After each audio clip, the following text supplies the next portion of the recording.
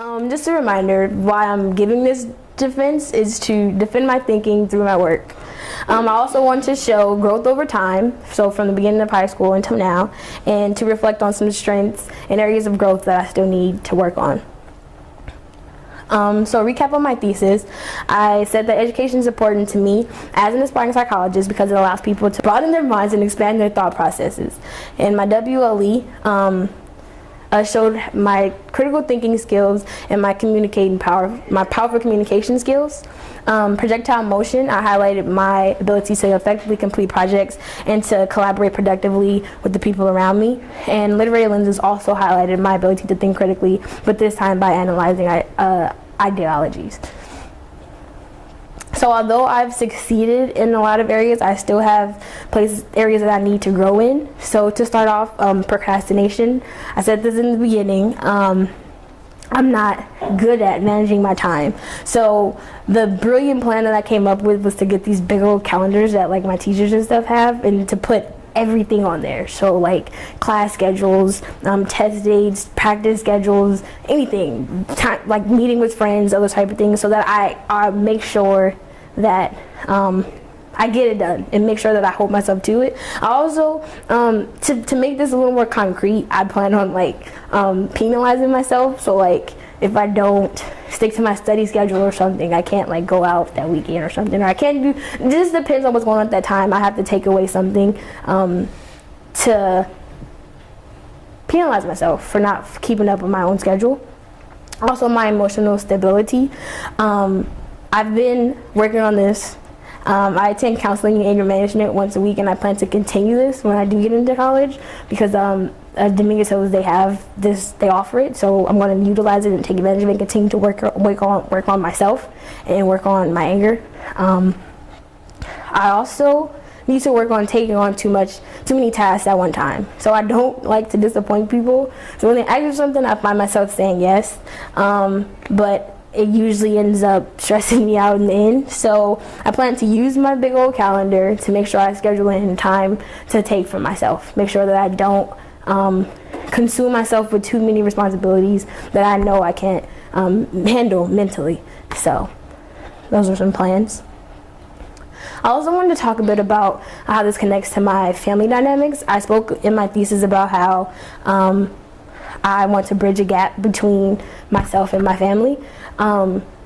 Just a little background, my family doesn't really take education as important as seriously as I do. After you reach a certain grade, it kind of becomes an option whether or not you go to school. And to me, I feel like it is very essential to life. So I hope that by me actually graduating high school and being so passionate about attending college and breaking that cycle and not being so stuck inside of Oakland and like what my family focuses on, which is like respect and like the money, and those are things that are more important to them than an actual education. I just hope that through me putting in the effort to do better, they can see that there's so much more to life than the things that they're focusing on, and so much better things that they can accomplish without being trapped inside of a city. I have younger siblings, 3 younger siblings, and my younger sister has a learning disorder. She's kind of already given up on school, so I feel like once I graduate and go into college, I can show her that she's just like me. Like, she's like a little version of me. She can do it too. Like, these are my next steps. I really want to go to college, not just I feel like going to college doesn't just benefit me, it benefits my entire family and the people around me. And I also want to continue to grow as a learner and a person. I feel like you can never learn too much. You can always be educated. You learn new things every day, whether it's minor or life-changing. And I want to be a better person. Like, at the end of the day, there's always things that I can work on myself instead of, even though I'll work on other people, I don't.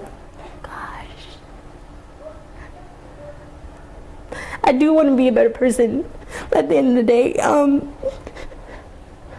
And I want to be that exception to what people expect my family to amount to. So, thanks.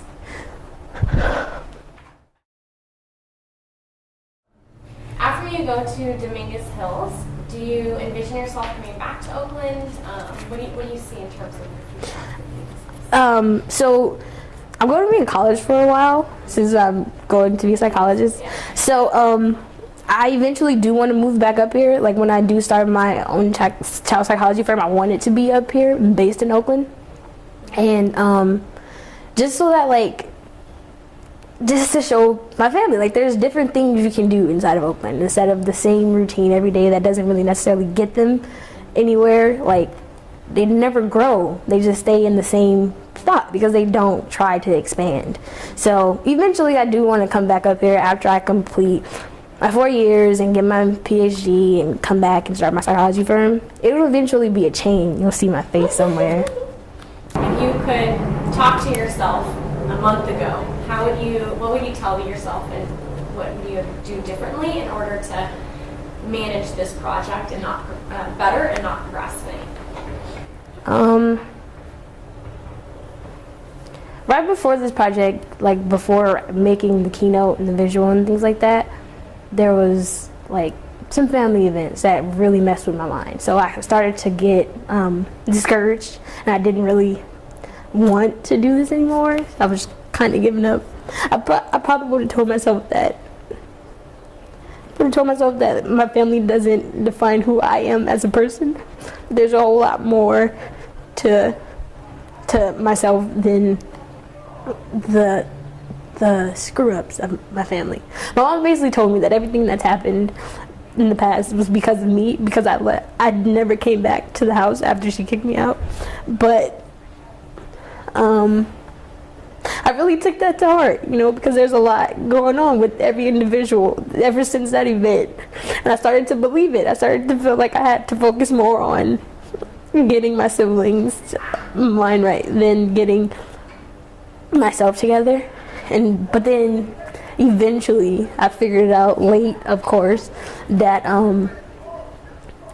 if I have to graduate to show them that they can go somewhere, and if I don't pass this, I can't graduate. So it did become crunch time, and I got it together eventually. But I probably would have told myself that my family doesn't define who I am as a person. These days I see more stress than anger. And I wonder, that may be sort of the evolution of how you're developing. I wonder if you have some thoughts about how you're going to deal with that when you move away from home. I feel like this is a big turning point in my life, so there's going to be a lot of stress because there's a lot on the line. So accepting that, I think, will help me get through the stresses of college, because I feel like in order for me to get to where I want to go, I have to get through these type of things. So instead of me getting angry and shutting down and all those type of things, I have to push through. Like, I have to complete it. I can't just fall and crack under pressure.